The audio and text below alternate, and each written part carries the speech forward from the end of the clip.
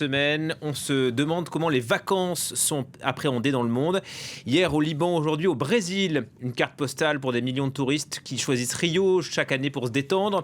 Alors comment les Brésiliens eux-mêmes lèvent-ils le pied? Quelles sont leurs destinations? Bonjour Marine Ress, vous êtes à Rio comme chaque semaine. Quelles sont les habitudes chez vous? Est-ce que les Brésiliens ont l'intention de partir et où vont-ils se rendre?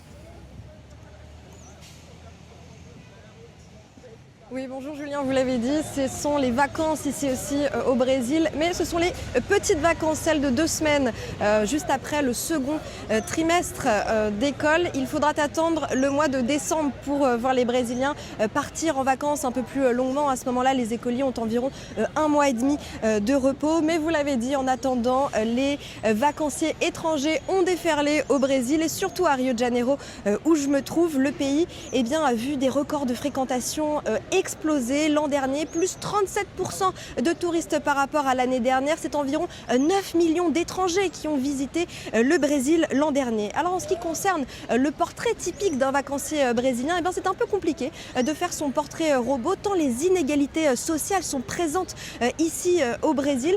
Par exemple, rien que dans la ville de Rio de Janeiro dans laquelle je me trouve, on peut rencontrer les 2% des plus riches brésiliens, ceux qui voyagent 4 fois par an, dont un voyage à l'international, nous dit le ministère du Tourisme. Tout comme on peut rencontrer des personnes, des travailleurs, pas seulement des travailleurs pauvres, mais des gens plutôt de la classe moyenne qui, eux, ne partent quasiment jamais en vacances. On peut même souvent discuter avec des gens qui n'ont jamais quitté la ville dans laquelle ils sont nés. Parmi les Brésiliens dont le revenu minimum est inférieur ou égal à 2 salaires minimums, je rappelle qu'un salaire minimum au Brésil c'est environ 270 euros, 87% d'entre eux déclarent ne pas avoir pris de vacances dans l'année qui s'est écoulée.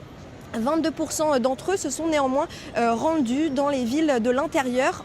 C'est souvent pour retrouver leur famille. Les Brésiliens voyagent donc principalement à l'intérieur de leur pays. Parmi les destinations les plus prisées des Brésiliens qui peuvent s'offrir ces voyages, il y a évidemment Rio de Janeiro, mais aussi le nord-est et les plages paradisiaques de Bahia. La ville de Salvador, la capitale de l'état de Bahia, est notamment très prisée. Alors une donnée intéressante qui nous vient du ministère du Tourisme, savez-vous que 63% des Brésiliens déclarent que s'ils recevaient des vacances gratuites, ils choisiraient comme destination leur propre pays. Alors je rappelle une chose, c'est que le Brésil, cela fait 15 fois la taille de la France. Pour le parcourir du nord au sud, c'est un peu l'équivalent d'un Lisbonne-Moscou. C'est donc un pays très varié dans lequel on peut rencontrer de nombreuses cultures et des paysages très différents, presque une multitude de petits pays à l'intérieur de ce pays continent pour lequel évidemment les Brésiliens se passionnent. Et vous nous apprenez, Marine, que le Brésil possède bien sûr une biodiversité exceptionnelle et il est devenu le champion du monde de l'écotourisme,